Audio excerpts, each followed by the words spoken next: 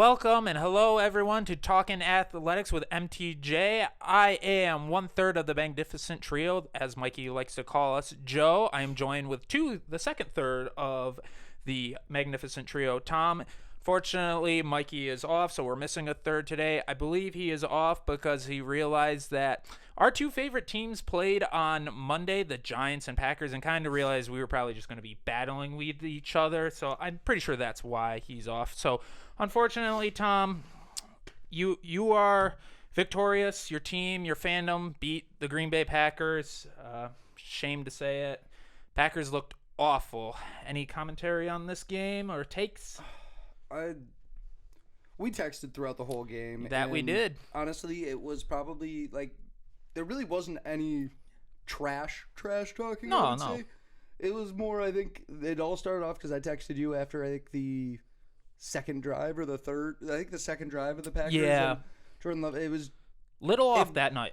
And this is coming from me, a guy sitting here in a basement on a couch. So I'm not one to speak, but it seemed like a fairly routine pass on an out absolutely. route, and he missed him by 5 yards. It wasn't close, and I just texted Joe and I said, I still didn't trust Jordan Love. Is what I said, and Joe said we look like terrible, and then throughout the game, the whole game looked like it was terrible. Like neither side should be very proud. And to Tom's credit, he had a very great take because the commentators somewhat were mentioning like the wind, and they're like, oh, maybe it's a little windy, and I texted Tom, and I'm just like, hey, do you think the wind is like playing a part of any of this? And Tom, a perfect take was, do you see anyone's hairs blowing? I was like, 100% you are correct. No one's hair is blowing. It's not the wind. This is just Jordan Love. Like there may have been some hair like blowing around, but it not enough for. No. He's missing, like you said. No, I can vouch for that. 5 yards. I mean, that's being generous. And Tommy looked terrible early in the game as well. He had a few passes where he looked like a pretty fine quarterback there for a second for like 4 passes of the game, which is what about a quarter of his passes probably. Yep. Sounds about right. He looked pretty good in some of those situations. Yeah, Tommy Devito. And Jordan Love did have a few of those too. Where I think I noticed last night too that I want your opinion on it right now. Do you think Jordan Love's way better throwing over the middle than he is to the outsides? Because I think he's great throwing over the middle. Absolutely throwing over the middle. Yeah, actually early on in the season, I mean, you could just tell that on the deep balls, which are normally towards the sideline, he wasn't as good. But I second that take. Yes, over the middle, I think he's very, very good. The only issue is, and that's why I think of late the Packers were kind of doing better and had a nice little win streak, is our wide receivers were catching the ball over the middle, and that's why all of a sudden we're saying like, oh, Jordan Love's really good over in the middle. Early on in the season, it was literally hitting his wide receivers on the hands, and they would just drop them or they would bounce off and be intercepted. So in Joe's words, it wasn't Jordan Love last night. It was him trying something new because hitting the receivers in the hands hadn't been working. Oh, yeah, absolutely. Talking about, yes, went over the middle. But I will say this, though.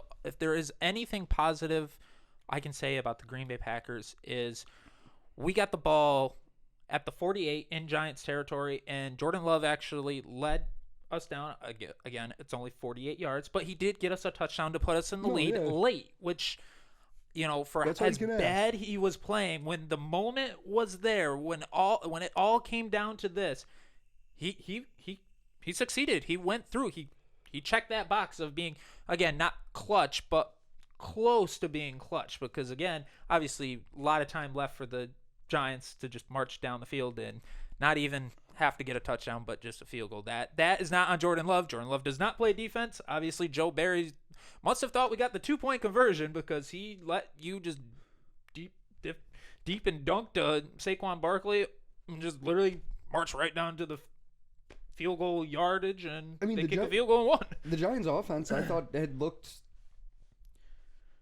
one of the, I shouldn't say like it's not its most poised right now, but it is. They know what they're trying to do, and they know it looks like Tommy knows what he's capable of, and he's not trying to push that box too much, and that's really all you can ask. Like he's trying to Eli us, and that's all you can ask for. But my only thing is, I think that it was really easy for Tommy DeVito. He looked comfortable, and that's because prevent defense prevents you from winning the games. I hate it, and both teams saw. But this they is lightened even up a little. I shouldn't say that because New even York was still going after before Jordan. the prevent defense, I thought Tommy DeVito looked comfortable all night long. Agreed. Because going into this game, Tommy DeVito had been sacked over 20 times, and he hasn't been the full-time starter. He's only been starting for what, like 4 games. Well, and we had 0 sacks. I won't put 0. Yeah, no, honestly, that we should didn't be blitz talked about. a single at all. Joe Barry didn't call a single blitz. Well, because you shouldn't need to. Like against Apparently, we did. You shouldn't need, and realistically, what's the one thing that the Giants can do? And that's toss the ball to Saquon. Yeah, we did bottle up him. And that was probably his game plan was, yes. Hey, I want both of the linebackers to be able to chase down. I want both of them chasing down a run play. If Saquon touches that ball, I want both of my linebackers to be able to chase it down rather than guess wrong with a blitz and have a But you one-on-one still, I feel with like a you should linebacker. want to make him agree. uncomfortable. He looked so comfortable all night long. I agree, but anytime we even remotely sniffed a sack, he just would take one step and just start running. And I thought it was an adjustment that they should have made throughout the night, where they just especially in the second half. Yeah, they didn't. They stuck. But that's the other thing is you're going with the Green Bay goes with a lot of that 5-man front. Yep.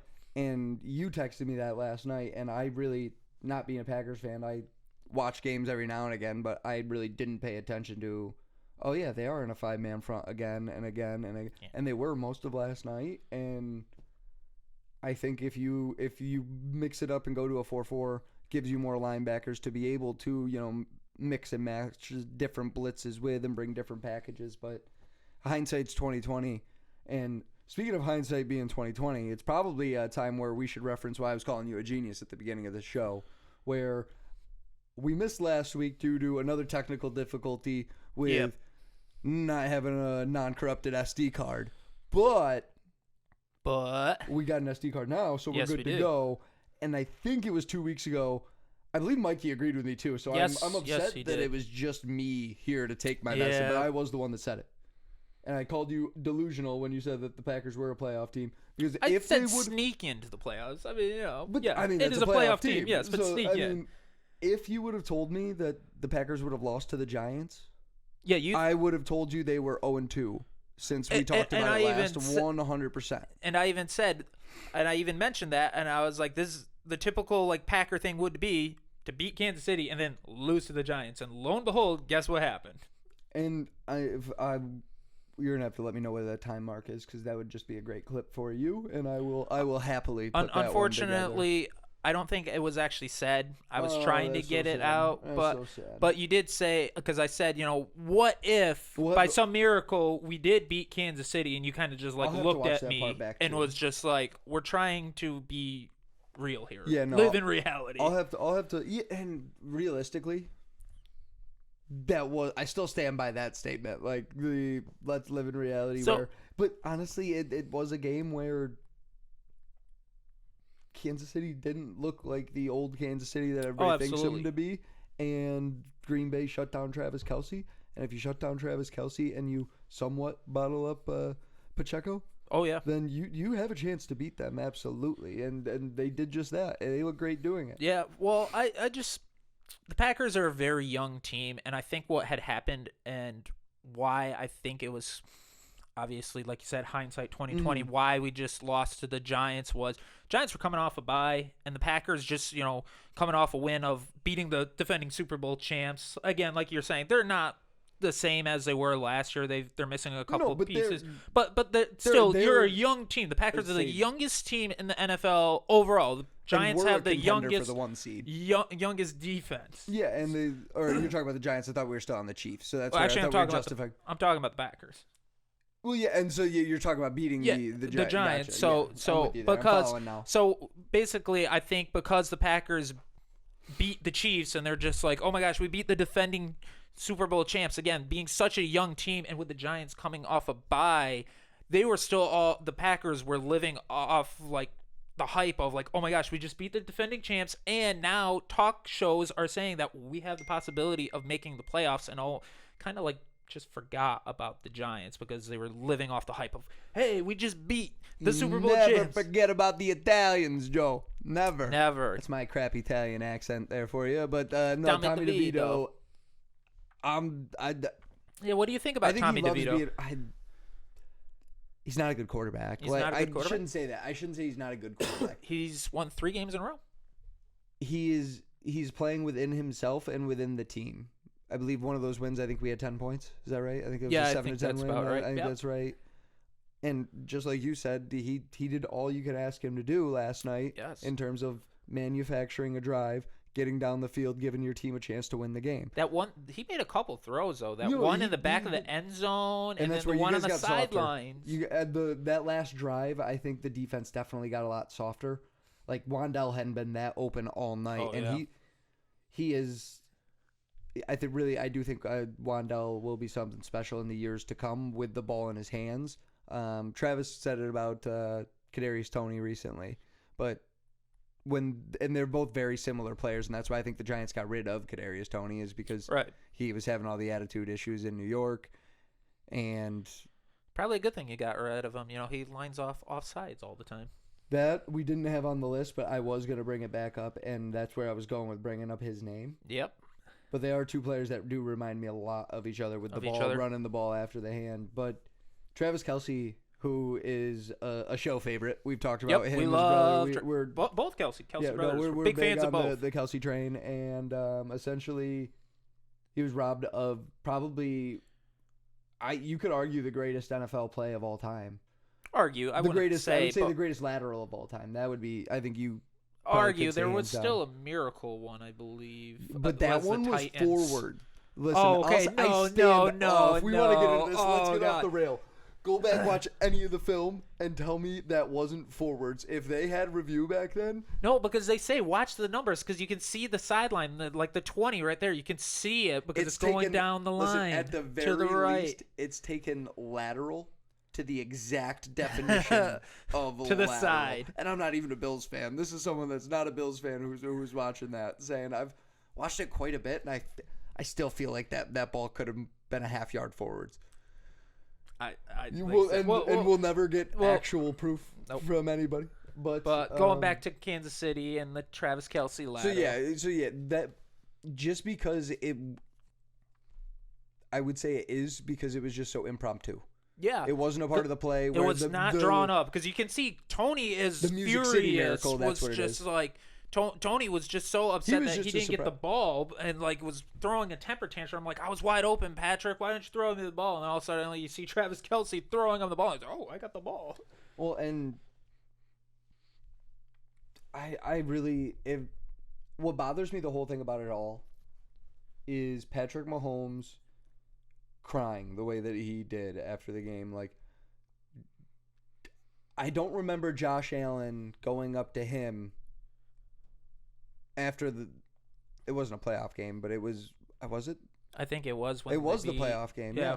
In the playoff game, an elimination game, I don't remember him Josh complaining going about up, the refs. Well, not complaining about the refs, but complaining about the rule of, we didn't get to touch the ball. Oh, yeah, because of the overtime, you're saying. When they went into overtime in Kansas City, won on a field goal. I don't think he said good. I think he said good game, but that was some BS, and then he just continued ranting. I don't think Josh got a word in during that interaction. Right. But and then he cried to the media as well. So my only thing, I'm going to slightly defend Patrick Mahomes. Only slightly. What he did was wrong. But my only defense for him, take it or leave it, is I'm a big guy, and we've talked about this in the past with consistency. I hate when refs all suddenly aren't consistent because now they're showing that Tony literally 5 times and Jalen Waddle last night on the other Monday Night Football game lined off offsides, and it wasn't called.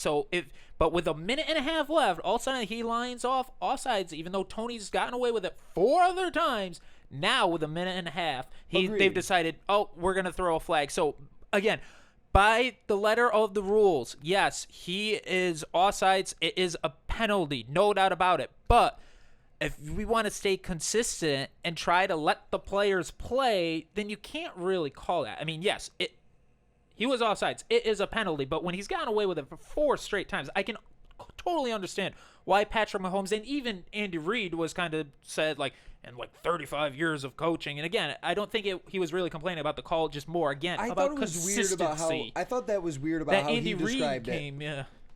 Just because. Oh, about the warning, which that is a the thing. That is a thing. I've seen that before. Which it bothers me to the point where, if the NFL is stating we're making a point of it this year, every wide receiver does it. Kadarius Toney did it on the very play. Looked at the referee. Said, "Am I good?" And that's probably why he doesn't get the flag thrown on him more consistently. Well, I think on that play he didn't look at him. No, he did. He did. Okay. I watched it back. He looks at him, but it's for this long. Oh, so he didn't really get the acknowledgement. There was no acknowledgement. It was just a, hey, I've got my hand up. I'm looking at you. All right, see ya. So I don't know. That referee could have been telling him to move back and for the he's already previous just 2 plays. Yeah. And he could have tried to, tell the other receiver to let him know. Like, I don't know if any exchange happened there or what was going through that referee's mind, but it was blatant when I looked at it back that it was for a millisecond. Yeah, that he looked over at the referee just like oh, I do this every play. I've got to do like it, and it is. It's you do this every play. But now we understand the damn importance of doing it every play and actually acknowledging. And maybe let's go talk to the referee before the game. Both side judges, if you're going to be on both sides, you talk to both line judges on both sides of the field. Hey, let me know, or just, give my man a holler if I'm doing that. Like if I'm not looking at you long enough so you can judge, is there a way that we can let me know just that I'm not looking at you long enough? Long enough, yes. Or something like that. And it's one of those things where the referee didn't throw it. It's not like he threw it after the end of the play. Yeah, he doesn't know what's going to happen. A touchdown, and now I'm going to drop it. I mean, he threw it beforehand. And it just happened to become one of the best plays of all time. I wonder if the NFL... We'll go conspiracy route here. Okay, we'll go If the NFL did buzz down to referees saying, hey, we need somebody to win the outcome of this game, who do you think they would have want to win that game? Because this now it's back-to-back losses for the Kansas City Chiefs. It is. And this then keeps Buffalo alive in the playoff. And in contention. In the hunt, yes. There's still... If there wasn't video evidence of that referee throwing it at the beginning of the play, I would tell you it was all rigged. Yeah, but again, it's just more of the consistency, because obviously this happened in the Super Bowl as well. We're just like, hey, it's kind of the last play of the game. I've been somewhat doing it, all game long. I just am, by the letter of the law, yes, it's a penalty, but I just like consistency. The closest comparison I can make to that is a baseball strike zone. Right. Where an umpire might be calling it a little under the knees. But as long as he's consistent, you don't mind. He's calling it both ways for everybody, and maybe he's not giving you as much up top. That's his zone. It's not by the rule of what the strike zone but it's consistent, and you know what to expect. Exactly, and that's all you can ask for out of referees, and even in across all sports, now, and in the NFL, it just seems like it's magnified. In the NFL, it really is. It's magnified because there's only 10 drives, 5 for each team for the whole game. So if literally one flag kills a drive, you're taking away at least 3 points for that team's drive. Where in basketball, obviously, you got you're scoring up to 100 points now versus the NFL in comparison. Again, you're going 35, 30, Agreed. And each team's only getting 5 drives or 8 drives. Agreed, and it was very interesting to see how that all played out, because it was a very weird and abnormal play, a Hall of Fame play, like Patrick Mahomes said. Patrick Mahomes did say it would have been probably the play of Travis Kelce's career, and he said that he hopes they still do show it in his highlight package, because it is something that not many people can do what he did in terms of the idea of, I'm tucking this, I'm going to run it 3 to 4 yards upfield, and then I'm going to realize that my boy's wide open, and he wasn't coming over to help me, so that left him around nobody. So I'm going to huck it to him and then get a ball up and throw a dot. And you know why he can do that, though? Because he's a star of the Chiefs. Quarterback. Well, he's a former and he's quarterback. a star That's why he of can the do Chiefs. Because remember, but he's been doing it. But I'm just saying. But remember last year you were at my house at that party and someone did some crazy lateral and we had that argument of like, was that planned or not? Remember that? It was like the Titans, I think. You were at my house at that party, Mikey. Myself. It wasn't. It was the Patriots one, wasn't it? Yeah. And we were just like, what is that? The wide receiver lost his mind and lateraled it. He caught the ball from the quarterback, ran 10 to 15 yards upfield, and then lateraled it all the way back to the quarterback at the line of scrimmage where the Raiders got the ball and then won. Like, I still don't think it was that one. You don't think so? No, because I thought it. Like I said, we were at because Anthony was there. I could have sworn it was at like my Christmas party. But anyway, just kind of getting off. Yeah, track. no. I thought. I mean, let's get back into the weirdness of Monday night and hop over to the other game. Yeah, absolutely. That game was abnormal in its own right, where I think the Dolphins were a touchdown favorite. Yeah, they were a touchdown favorite. Yeah, at least 7.5, right? I think so. Yep. I think that's where it closed up at. I would fact check me. Maybe I'll put it in the editing there if I remember. And you know what? It looked like that they were going to win their bets because with like less than 3 minutes. 14. 3 minutes left to go. Just over 3 minutes to go. They were up 14. I will let you know. One of my fantasy matchups. Yeah. I don't think it would have mattered because I think I still would have had the 1 seed, but it was to clinch up the 1 seed in one of my family leagues, and I was down 2 points, and Tyreek left the game, and he was the only player that I had playing, and thank God that his wife texted him and told him to get his ass back in that game. So shout out to her. I appreciate her getting me that dub, getting me that 9-3 number 1 overall seed, or 9-4, whatever it is.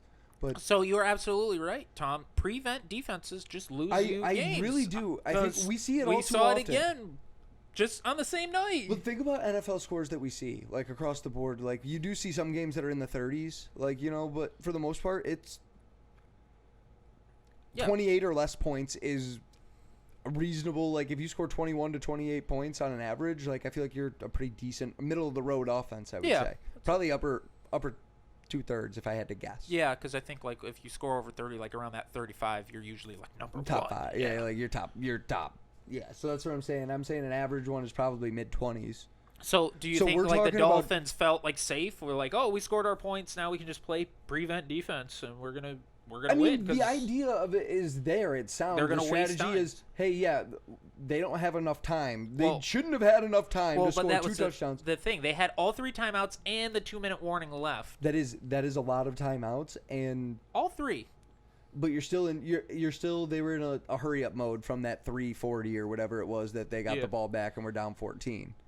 And to be honest, and they went for the 2-point conversion and got it. How'd they get up 14 though? Because I know not Ryan Tannehill. Gosh, Will Levis. Oh, Will Levis gifted the Dolphins defense a touchdown. Yeah. Yep. And that's where I don't remember. I think it was a couple of Mostert touchdowns. A couple touchdowns, yep. But it really Tua did not look good. No, they made him. That defense looked good, and that's surprising because it's one of those teams that the Dolphins should have dominated on paper because they're undefeated against teams that are under 500, and this is their first slip up against those great teams. So you can't hold it against them too much. But now I really got to see him do something against a good team before I'm a believer. Defend Tua a little bit though, because obviously we've already talked about Tyreek Hill was banged up and kind of in and out of the game, but Jalen Waddle also got banged up in that game, and I mean literally the team runs through Waddle and Tyreek Hill. I was paying more attention to the Packers game, but did Claypool get in? No, she's still practice roster. I don't think. Did Claypool get in with all the banged upness? No. That's why you guys just need a winner like Chase Claypool. He really brings teams together. No, they tried to use their running backs, Moser, once they which like I said, he scored a couple touchdowns, so they tried to use him. He looked good. He had a decent night. Oh wow! I just thought the timing was off. H.N. as well. He looked good as well. He's explosive. They got great running backs, so they. But again, you gotta have balance though. So when your wide receivers are banged up, they tried to just go to their running backs, but solely their running backs, and just start to kind of stack the box a little bit. Like I said, I wasn't focused in on play after play after play in the Dolphins game, just because I Dude, Because you're a Giants fan. I got the multi-TV setup here, but one gripe that I do have about this is the 2 Monday night games. Oh, yes. Let's not. How about that, huh? Yeah. Well, I've got a huge gripe here. Yes. Oh, we have to talk about this. Yes, the two at the same time. So they're going on at the same time. And people's argument to it is going to be like, you have 4 or 5, maybe 6 sometimes, even 7 at times going on Sundays at the same time. Well, guess what? It's not Monday Night Football. And I've got 3 TVs in my basement, so I'm watching both games. They're doing the split screen. Both split screens were ahead of the other TV. It doesn't make any sense to me how that could even be possible. One, I would expect one to be maybe slightly ahead of another or something like that. Both split screens were ahead. So it was spoilers on a little tiny screen. Tiny, I don't know. It took up. That was my gripe. Is the split screen was taking up almost like half my screen. I mean, I only have a 50-inch TV. You're taking up half of it. You're taking it 25 inches now, and I'm just like, okay, what's the point of having a 50-inch TV if now I have to watch this game down to 25 inches? I think it was. If I wanted to watch the Dolphins, I'd be watching the Dolphins. I'm a Packer fan. Like what? I was screaming. I was saying words that should not be said. I was just like, why are you doing the split screen? I don't care. Agreed. I would agree with that. That's my biggest thing with it. The split screen is we live in a day where you can just watch it on the phone. Everybody has. Yeah, I was gonna say 95% of people have 2 screens on them at all times between their cell phone and whatever they're watching the game on. If you wanted to see both games and really get into it, we have the technology. You can do that there. It seemed very unnecessary to me. That would be my biggest argument with that. Well, back to the hey, they do so many more games on Sunday at the same time. It's like, yeah, well, there's split screen options that you can use through YouTube TV or whatever if you want that. If you want it, not forced. But it's not. Yeah, it's not a forced. And if you want to take it all the way back to really when people hated split screening, when was the last time you really heard people griped about that? Oh wow! Can you clue me in? Different sport. And I think they were queuing in for every. It was every single one of Aaron Judge's at bats. Yeah. During the home run watch. The chase for 62? Yeah, to break the AL record. Yeah, people weren't happy about that. It was like I think there was a tennis tournament going on, and like and Aaron Judge is up in a 5-0 ball game here where the Yankees have no hope of winning. And it's like why Why are we hopping over to this? I mean, I get like that's usually when he hits his dingers is with no one on, and I take that back. He's pretty clutch. No, but the Dolphins blowing a 14-point lead within 3:40 or whatever they had on the clock. It really just made it feel like a weird night. Like the Giants are not good, and the Titans other point are that I not was good bring either. Up before we get completely off of the Giants, and honestly, we should probably move off of the NFL at this point. But go on. I want to bring up the Packers were missing, I think, a huge part of their offenses. I would be curious, do you know their record with and without Aaron Jones? I do not, but we also didn't have Christian Watson as well. And last week, I mentioned shout out to Christian Watson because he showed up and was starting to play. So even if we just had like a little bit, he had like 2 touchdowns. He did? I'm pretty. I know he had at least one. He had that one great catch. No, I do remember that great catch. I just didn't, because other than that, he really hasn't been playing great. Sorry. Okay, not 2 touchdowns, but he had the 1 touchdown, and then he had like that good reverse that sealed the game for us on the first Yeah, down. That's what it was. I do remember you praising him on the reverse as well. Yeah. I remember that because he was really starting to look good. That's right. I'm just curious, like because he started off. I mean, you're right. It was Kansas City. Last game, 2 tutters. Oh, was right. Yeah, he had 2 tutters. He had 2 touchdowns, 7 receptions, 2 games. So yeah, you're all right. And that's right. I was thinking we were talking a game about Detroit. No. That is the last time that we record. Oh no, because we did the audio only that we have that I haven't cut up yet. We didn't mention Kansas City and the Packers like at all, which my dad was very upset about when I came home and was like, "Did you talk about Packers and Kansas City?" I was like, "No, we did not." Did we not on the audio one? No, we didn't. We only talked about Jordy Nelson and how he was a slot wide receiver and was like we weren't not going to mention it here, but because it was just so like it felt wrong. Like, it felt wrong. Like, it felt like you were in another universe watching that game finish up the way that it did, and like the Chiefs not winning against the Packers, and then to have the alternate Green Bay team showed up to New York and play as atrociously. Again, like young they played, team, they took care of the ball against and I think I don't know if you said it on the pod earlier, but you definitely said it to me before while we were setting up. It was a Super Bowl kind of mentality where this is, hey, we have to stay focused. Yep. We have to take care of the ball in order to win this game. Guys, we just beat them. Let's do that again. And then you come in a little more loose, lackadaisical against a not bad New York Giant defense. And no, because you even said that we were going to have trouble a couple weeks ago against the Giants defense. And it bothers me with that because they have the youngest defense in the NFL, which is awesome. But if this Giant defense could play behind Daniel Jones, like, ooh. If you only needed 2 touchdowns from Daniel Jones to win games, Daniel Jones could win you games too. You know what I mean? Like, so I have heard a little rumbling, like that people are starting to kind of go like, "Oh my gosh, why did we pay Daniel Jones so much when we have?" I've seen that all over the internet. Tommy DeVito, an undrafted free agent here, having just as much success for way less. And that's where I would tie it back into our Brock Purdy conversation from the audio that we had from last week, where it's all about the right match. Like, you could have a guy that is a really good NFL quarterback, and if he's not in the right system, he's not going to play great. And I'm not saying that Daniel Jones is a great quarterback or a bad quarterback. Where I'm saying this is a system that they've designed that is right for Tommy DeVito. It's essentially Big Ten football. I mean, we're running the ball as much as you can with Saquon and using the pass as just something to keep you on your toes. So what you're saying is they adjusted their own system for Tommy DeVito? Oh, 100%. I mean, we're not throwing the ball downfield nearly as much as you were. Why don't they adjust the system to Daniel Jones then, who's making millions of dollars? I think it's to try to make everything easier on Saquon, and then when you try to revert back, I think it's too late. I think everything's a bit more forced. But then again, I think it's everybody else saying, on the offensive line especially, saying, okay, hey, we've been terrible, and now we've got a guy that is considerably... You're on your third string, right? We used to have Tyrod, dude. Tyrod's good. I stand by Tyrod as a backup, too. But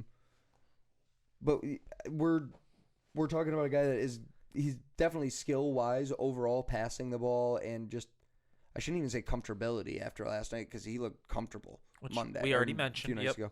But Daniel's the better quarterback out of the two. And like, you get that, hey, as a player, like, oh, not playing tonight, all right, we got to pick up a little extra slack for that. We got to, give him an extra second or two. But like you said, with the Packers not blitzing, the Giants line held up well. It did. It held up really well, and it gave him the time that he needed. They still got some pressures with the limited blitzes, but like I said, he was smart, comfortable, because he would just take 2 steps and be like, "Okay, is anyone open? Nope. Okay, time to just." And take that's off. where I think the real big difference is which in Daniel those Jones games does that as well against your top tier defenses. When you get to the playoffs and you're playing a top 5 NFL defense, I'd much rather probably have Daniel Jones in that situation than I'll have Tommy DeVito. But if you give me Tommy DeVito in an average situation, where I hope you don't take that as disrespectful, because I put the Giants as well below average, where I expected the Packers to win that game. But hindsight's 20/20. Always is. And hey, I would have predicted them being 1-1 after the last 2 games, but I would have had it going the other way around. And which is why I still stand. I really hope you did. If you did say it, dude, I didn't. We'll have a nice clip for you. We'll give Joe some of the love and appreciation he deserves. I didn't say it after the ridicule that he was given 2 weeks ago. I know I didn't say it, but he's being far too gracious of a winner here just because they lost last night. Whereas if they won last night, he'd be on one right now, and I'd be biting my tongue. No, because I just would be like, hey, biting my tongue knowing that I was wrong. They're hopefully gonna sneak into the playoffs again. Going just back to the delusional thing. I feel like I wasn't really delusional. A delusional thing would be like, the Packers are going to win the Super Bowl. The Packers are going to win the division. That is delusional. I wasn't saying to sneak into the playoffs. I was like, this is a realistic. I wasn't sold before they beat the Chiefs, idea. and if they had lost to the Chiefs, even if it was a Chiefs comeback win late, I'd be telling you that it'd be that I would. Well, I guess then if they would have went 0-2, I guess they wouldn't be statistically eliminated yet, but it'd be really, really, really tough. You'd have to probably win out. So going 1-1, huge. Yeah. But opportunity to go 2-0, 2-0. You could have been like, yeah, we would have been one game ahead of everyone. We're walking through the front door, but you're not. You're not. Yeah, because we are still the 7th seed, and we control our own destiny. If we win out, we make it. But that's the thing. If we would have beat the Giants, we would have had room for error. Now we don't have any room for error. We usually go pretty long with the videos, anyways. We might as well hit on the last topic that you and I brainstormed here, and that's the news that's being reported. Has not been commented on. Yeah. About Bill Belichick potentially being done with the Patriots after this season. And that's huge. It's just such a groundbreaking. Oh, my God. Could you imagine if I would have told you probably not even. You could have told me like 2 weeks ago. Probably, well, no, I'm saying 6 years ago. Oh, my God. If I would have told you that Tom Brady and Bill Belichick both weren't going to be there in 2025. And it wasn't because of retirement purpose. Neither of them retired as a Patriot. That would be or just the back half of 2024. Hey, there is a potential here that this is getting leaked, and when stuff gets leaked, I really do feel like everything can get twisted and turned in any way that anybody wants to make it seem. So this could be a mutual decision, because when asked about it. Just in such a Bill Belichick way, you might as well have been asking about his first 10 plays that he plans on running next week. He said, nope, just focused on next week here. Planning for Kansas City. Just focused on Kansas City. And that's what a lot of the conspiracies that I've seen, I don't know if you've seen any of this, and I don't know if I put any stock into this. Okay. Is the conspiracies I have seen are that he's hinting towards going and being, I believe I want to say he's a defensive specialist, correct? And he's more defense. Yeah, a defensive guy and defensive side over with Kansas City. See, I heard the way that he answered the questions, the way that he did, it could be misconstrued that he was answering them in the ways of, because he said just looking forward to Kansas City when he was asked about what his plans were for next year, or if he had plans of leaving the Patriots, and he said just looking forward to Kansas City. Right. And it could have just been the way that the video that I saw was edited, but it made it look like there is a conspiracy there that he may be the defensive coordinator for the Kansas City Chiefs next season, which would be wild. Bill going to another dynasty potentially. And I had heard rumors about, again, obviously this is early on, really early speculation, that the two teams to look out for was actually the Chicago Bears, which would be awful for the Packers, or the Chargers. Those are the two early teams that I've heard that, because obviously Brandon Staley would just get absolutely fired and bring in Bill Belichick. And Chicago's more of a traditional. They've been one of the oldest team of who? Chicago. Couldn't even tell you. What about the Chargers? Brandon Staley. I just said. Oh, yeah, you did say that. I think you said Ryan Staley. No, Brandon. Okay, but those are the two teams. Would we agree that he deserved to probably be fired after this year? But then again, I don't know what injuries they had. On the line or defensively, really. Here is my take. If I was the Patriots, if I was Robert Kraft, this is what I would have done with Bill Belichick. I would have relieved him of duty of being the general manager. Because obviously we on this podcast have talked about how back in the day, I mean, you guys went all the way back to like Wes Welker, which actually came from the Dolphins, but you were talking about. But continue. About developing undrafted wide receivers and developing players, but of late, the players here are drafting haven't been developing. I mean, we can all agree here that Mac Jones' best year was his first year in the league. Evolved. I don't know how much I was gonna say because I just feel like some of the Gronkowski, they still had their under center, not all. But again, he had Tom Brady, and not to be that guy because Belichick was obviously a great coach before Brady got there. He was a great coach as well. But I'm saying, obviously Tom Brady was a part of that culture, and so I think he was very demanding of players, saying you need to develop. I don't care what round Belichick drafted you. You need to catch the ball. I am Tom Brady. I am trying to be the GOAT. I'm not going to lose because of you. Where now Belichick doesn't have like a second in command, and he's just trying to develop everyone, and it's like you said, that's a new generation. I mean, I don't know about you, but if I have a really old guy just screaming at me, and I'm just like, what? Why, man? You drafted me in the 6th round. I'm making like $50,000 or $500,000. Like, I'm not making like $72 million. Why are you screaming at me? No, I agree. It definitely, I hadn't thought about it to that perspective of I agree with the biggest word that you said being culture. Yeah. Culture change. And I think that's what a lot of the former pro podcasts are, from what I'm saying, it's even a lot of Pat's guys that, I think it was Rob Gronkowski and Edelman. Yeah. Saying that. They're great. Saying, I didn't know they had a podcast until recently. But saying that they didn't know if the culture was there, and looking at the record, they would guess that it's not. Yeah. But he's like I just hated because they lost to the Colts. Correct? That was the game. Yes, that was that. The reports are that once they lost the game, that's when Robert Kraft. Again, this is still a rumor; it's not official yet, and that's when Robert Kraft kind of said, "Okay, Belichick, this is your last season." But again, I'll go back to your. Yeah, you're getting us back on topic there. Where all I was saying was, I believe Gronkowski just said that he hated the Colts. Like, he always has hated the Colts since Deflategate. Like, even before their like rivalry, like he didn't really have that special hatred for them. But after Deflategate, he was like, yeah, they just used that as an excuse because we beat them by 20. And he goes, if you look back at that game, we ran the ball for 300 yards. Did that help with our run game? And I was like, you got points there, But going back to what you were saying with Bill and his situation, I do think that I still think he can coach. I don't think you can just take away. I don't think if you are the Patriots, you can just take away the GM position from him because he wouldn't accept that. Exactly, that's what I'm saying because that's a part of his coaching, saying like, I drafted you, I'm going to develop you, versus now, hey, and it's his expectations of you because he's the one that drafted you and has those expectations. I just still feel like then he would need someone in second in command because I just feel like, and I don't think that is. I don't think it's an option just from pitching it to Bill. So, but I don't see how you could be like, hey, I know everything that you did for us, and we hadn't won Super Bowls, and now we're amazing, and we probably should let you go winless for like 4 seasons before we fire you. But I was going to say, I feel like Bill has earned the right to walk away when he wants to. Yeah, how do you say no to that? Well, like apparently Robert Kraft is.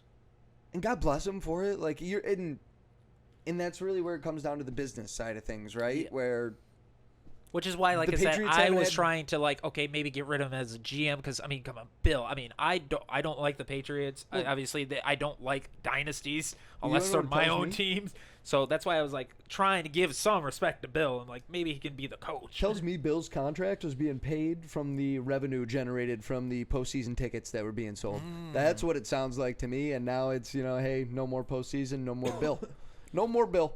Do you? But it's going to be a wild concept to just it's a Jim Boeheimless Cuse wild concept. Well, okay, so then it's not to everybody, but to the locals here, you'll get the reference. So my follow-up question then to that is obviously, like I said, some of the rumors I am hearing is possibly the Bears or the Chargers. Do you think? Obviously, he's done it before, but now recently he's been really struggling. Do you think Bill just kind of is one of those guys where he can't really rebuild a team but can step in for a team that's already pretty much set and kind of develop a couple players here and there and just create a new... Are his children grown? Who, the Belichick's? Yeah. I'm not sure. Why do you ask? Well, that's where I'm thinking it could be the right time for him to take a step back from coaching and maybe be an NFL executive of sorts. Okay. Work similar to the Buccaneers coach. I can't think of his name. Brian Leftwich? Or no it's Bruce Arians? Yes. Yeah, he, I believe, won the Super Bowl, and the next year, was behind the scenes back office as an executive. I don't know what an executive does, but I'm sure Bill would be fine evaluating players for you. You know what I mean? Well, or just is he, taking though? a lesser role. Is he? Because it sounds like he wants to coach. I mean, if there's already reports, like I said, that I am seeing, like, hey, he could be the Chicago Bears head coach. He could be the Chargers head coach. We should note this, and we probably should have noted it from the very beginning. If these were completely blasphemous, Bill would have answered those questions the exact same way. Oh, absolutely. I would have said no. For Kansas He would not City. have said to have no clue what you're talking about. Just looking forward. He would have just said, "I'm just looking forward to Kansas City." Yeah. He is ultimately the Marshawn of the NFL coaches when it comes to giving away any information, because he knows that can only hurt him. Yeah. So and the team hurt him and the team. So why would you? Right. But has the season been a dumpster fire? Absolutely. And I mean, that's the real issue with this is if you're canning him because of Mac Jones, essentially. And again, because who drafted him? That's what I'm saying. He's not being fired for his coaching necessarily. He's being fired because of the GM side, which is again why I was trying to be respectful to him. But he would never accept that. He would never. But that's where could you go into somebody else's house and not be the head guy after doing what he's done? I don't know. I think it all depends. Could anybody else look down to him? That's another good thing that you got to ask yourself. It takes a hell of an ego to say, "Hey, Bill Belichick, yeah, that's my assistant coach. He has to run everything he does by me." Or that's a hell of an ego. Or Belichick, he's just the head coach, and I am the GM, I make the final decision. That's where. I don't. It's just. I don't know if Bill could, and I don't know if he's capable of it. I don't know him well enough. You know what I mean? We never see the guy smile. He could dominate a game and be straight-faced for his press conference after. I don't know what makes the guy happy, and maybe being an assistant might make him smile more. It might make him smile more, dude. Who knows? I just, like I said, I'm just, because we both agree here that he can still coach. It just seems that the GM responsibilities, what's ultimately leading him to being fired because of, like, Mac Jones. Yeah, and so that's why I'm like, hey, if he can go to the Chargers, that they don't need to rebuild. Like, it's not nepotism, but it's just giving jobs to your friends too. Like, that is a huge reason for this. Like, your last Patricia, Matt Patricia was your offensive coordinator. He's a defensive coordinator and then a head coach, and then you hired him as your offensive, like, because you're buddies with him, and he will do what you ask and the format that you ask it, and that goes a long way. But there's a reason your offense sucks. And we've got to look at obvious answers like hiring a defensive coordinator as your offensive coordinator. Offense coordinator this year. I know. Well, and they still suck. Yeah. But that goes ironically, back to the offense was better last year. I know. It's just absolutely wild. Somebody hire Patricia ASAP. Who's got him? Is he still? He's probably still with him. Yeah, I would almost bet that is Matt just Patricia, not, right? Yeah. Let's look that up, and then I'll let you. Oh my God, dude. I'll get you. I'll get us off track real quick. Conspiracy theory. How much longer before Wikipedia is no longer a free website, like where you have to be like a subscriber?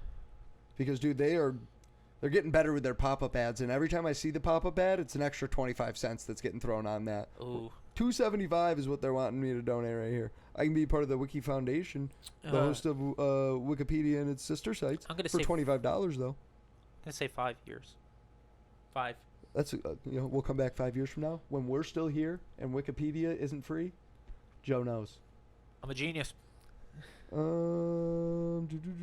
He's with he is with the Philadelphia Eagles as a senior defensive assistant. At least he's back on the right side of the ball. Yeah. Do what you know. Exactly. Well, apparently in 2022 he was an offensive line coach. Well. But yeah, no, it's a lot of stuff like that led to everything there.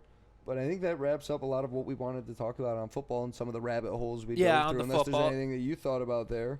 No, I think we're good on football right now. So switching to the NBA, I know obviously Mikey and I are usually the ones that are kind of more of the NBA. Worry. I got I'm here for the first part. Oh my goodness. I basically watched an episode of Cops.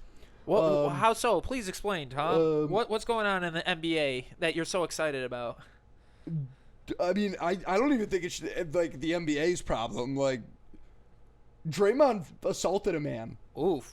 Last night on was it last night? Was that last night? Yeah, 2 nights ago? Was it last night? Last night. Last night, Tuesday night, he physically assaulted a man. I don't know what happened beforehand. I don't know what really happened afterhand, to be honest with you. All I know is I saw a white NBA basketball player wild. Pretty sure he's foreign. Yeah, he's foreign. I mean, he's white. Nurkic, yeah. Guarding Draymond. And I didn't see anything super abnormal. It might have been a little tight, for playing preseason. defense. Wow, weird. Yeah, he's playing defense in the NBA. That was abnormal as well. But it's at the regular season, It's not the playoffs yet. So Draymond clearly did not like getting bodied up the way that he was. Well, Draymond, you're getting a little old. And doesn't take much to body you anymore. His upper body. Draymond, right? Like, when you turn around, you can, turn around with your leg and your torso all at the same time? What Draymond did is he turned around with his upper body and then moved his lower body, creating a whip effect. Really, with his hand when it ended up coming back through and striking Nurkic, you said, directly in the face. And it wasn't like a full fist, I don't believe. No, it wasn't closed. It was not closed. But I don't think it was fully open. No, it was kind of like a weird karate chop. It was like where it's, and he got him with the bottom of the hand, it looked like. That's what I mean. It's like a karate chop. It wasn't an open hand slap to the face. This was, impactful. Like, I've seen NHL fights where no punch is connected that hard as Draymond connected last night. And I had no issues with the guy staying down for as long as he needed to, gather himself and be like, what the hell just happened? Yeah. But leave it to Nurkic in the press conference to bring up the recent history with, hey, man, this isn't the MMA. This is. I don't think he said that, but he brought up the choking incident. But of Rudy Gobert, This is the NBA, not the MMA. And your stat line this season is one knockout, TKO. He wasn't out cold. So one TKO and one submission. Yeah. Like, he's having a hell of an MMA career. Oh, Dana White must have paid him twice for 2 fight nights. But and like last year, he also stomped on Sabonis. So within 16 months, he has stomped, submit, and punched within 16 months. I don't even know if depending on where he stomped him, was it in the chest? That's legal. That's legal. I was thinking in the MMA, that's legal. You couldn't have stomped him in the head. I figured Draymond would have went for the curb stomp, to be completely honest with you, and gone straight for the face with the stomp. And he was like, oh. No, the chest, that's legal in the MMA. So, I thought I he's had fighting heard by the because rules, he was at least. on the ground that they couldn't. No. You can kick them while they're on the ground. You just can't kick them in the face while they're on the ground, I believe. Maybe it was a little bit higher. I don't know. I you don't can't remember. kick her knee in the face while they're on the ground. Yeah, because you can still kick them in the ribs if you want. You can kick them in the legs. So how many games? He's going to be a repeat offender. I don't know. Then that's where I don't know enough about the NBA, and that's where Mikey would have a better idea. Well, he was suspended, I believe, for I think what was it 10 games for putting a headlock? This is a serious message. Or was message. it 5 or 10? This is a message that the NBA has to send of where are they going to, because they've thrown people out for throwing punches before. I know that, and that line is hefty. I don't remember what if I was guessing, I'm going to guess throwing a punch 30 some odd games. Are you talking about when the Pacers and the Pistons fought that? When was the most recent punch that was thrown probably in the NBA? It's probably been, I don't think a punch was thrown last year, was it? No. Not a full punch. Not a full. Well, this wasn't. It's. And that's what I'm saying. Yeah. But they have a reference point of where they can go to say, hey, this is what we are considering a full punch and the fine that we're giving for it. But it hasn't happened in so long that it's kind of time to redefine that expectation for people. And this one is going to be a really hard one for me because it's not like he just walked over. They were mouthing to each other and Draymond just punched him in the face. It was, or karate chopped him in the face. It was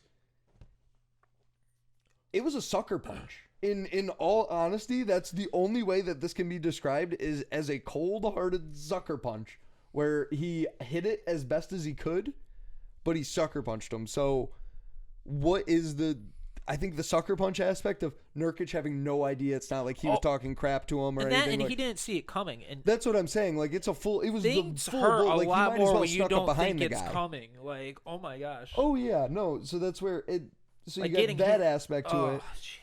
And on top of trying to hide it, it wasn't even there's no way, shape, or form you can say it was accidental. He didn't mean to make contact. He meant to inflict harm in a striking manner. Yeah. Period. He may not have thrown a punch, but he intended to strike harm with a strike. That is all that needs to be said in a non-contact sport. Yep.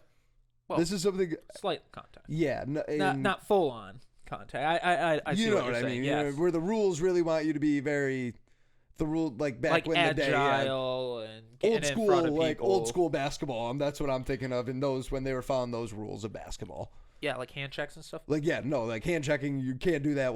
You're not supposed to be able to do that or anything like that on paper. I think you can do that. Can you legally kind of do it now? No, it's the opposite. So back in the day, you could hand check. Oh, all really? day That's long. lit. Yeah. Now you can't hand check at all. Like, okay. Except for like in the post, and it can't be like this. It has to be like this. Gotcha. But so Mikey texted us saying that he should be suspended for 20 games because he's definitely a repeat offender. I mean, like we already discussed with Gobert. He's a criminal? Goddamn criminal. What he did last night, if you're going to tell me that wasn't a crime. Oh, they were playing a sport. If you and I are out there in public, like I think if you do that on the street, there's a good, like in street basketball. Oh my gosh. There's like a 50-50 chance of somebody like calling the cop, or you're getting swung back on and the brawl is going to be starting. You're going to be the one that's going to be the one inciting the whole thing. Are you surprised? If the video is that clear as what it is in an NBA game, obviously. Are you surprised like a brawl didn't occur last night, or was it simply because everyone's just like it's Draymond again, so they just were like it's not. Draymond's not. I mean, who do they got that's going to walk up and be like getting Draymond's face? True. After just watching what he just did, like he's so lucky he didn't hit him in the neck. Can we just also acknowledge that? Like if he. I mean,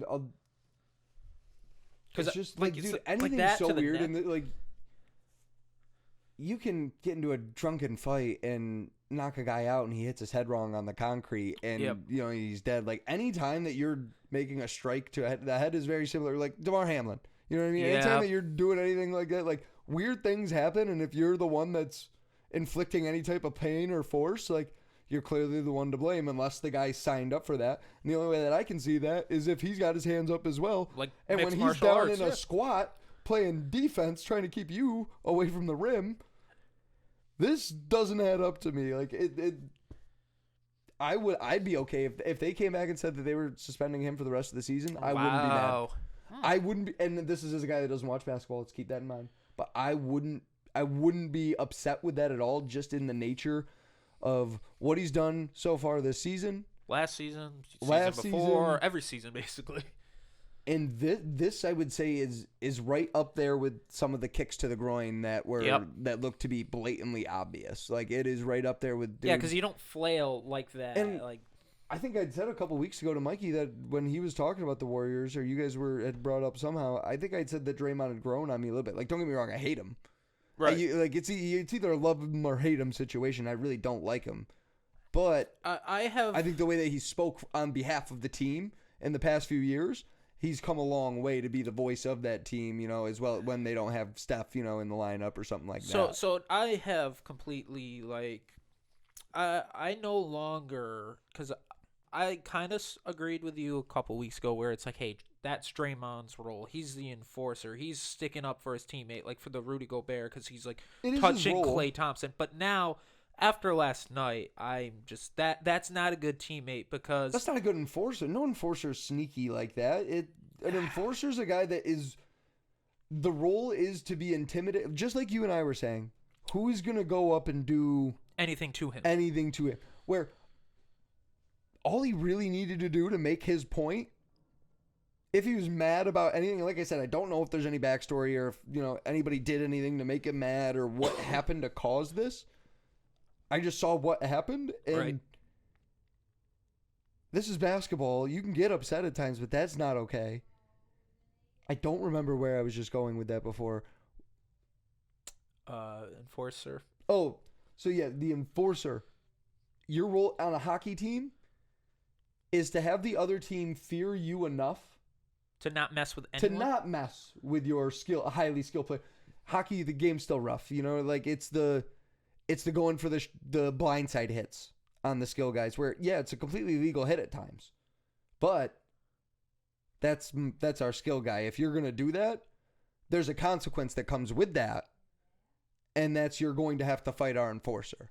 Right. Or he is going to be on you every single time we play the next You know, and it's not just a one-time thing for these guys. They carry grudges. You know, when people make runs at their dudes. Yeah, because I've seen that where star of games like literally. Enforcers don't worry about their points really. They're worried about protecting their guy, and if a team gets away with one, that's like missing an empty netter to that enforcer. And now he's got that in the to win a game. Missing an empty netter to win a game, and that's in the back of his head all season the rest of the time they play. So it's a death sentence depending on if you have the guy. Draymond is clearly I don't know if he's feared in the grand scheme of things when I look at centers overall in the NBA, but he's definitely emotional and loud to the point where he is aggressive, and everybody knows how aggressive he is. And you're like, am I going to get kicked in a certain place? His aggression, he's always been a bit of a wild card. His aggression leads him to be in this point. But that's the thing. His wild cardness actually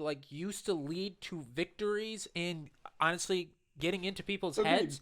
Now, I think people, like I said last night, where it's just like, oh, it's just Draymond. And like I said, no one really even reacted. Draymond starting to Kanye. And they're just like, it's just Draymond. And they're just like, he's going to get tossed. Like, we don't need to react kind of deal. I just feel like he's become a negative where his wild cardness really truly be like, oh my gosh, you know, like he was the heart and soul of Golden State. And now everyone's just kind of like, he's getting kicked out of the game. Okay, yeah.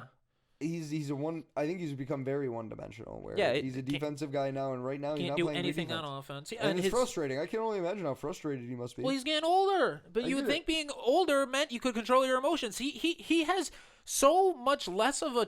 It used to. He never could control his emotions. But now it takes even less to make him go crazy. Like at one point, it would it would take LeBron James getting in his face to really fire him up and get him going. Now all of a sudden you're getting role players that you don't even know who Nurkic is, and all of a sudden he's like, I'm gonna hit you in the face.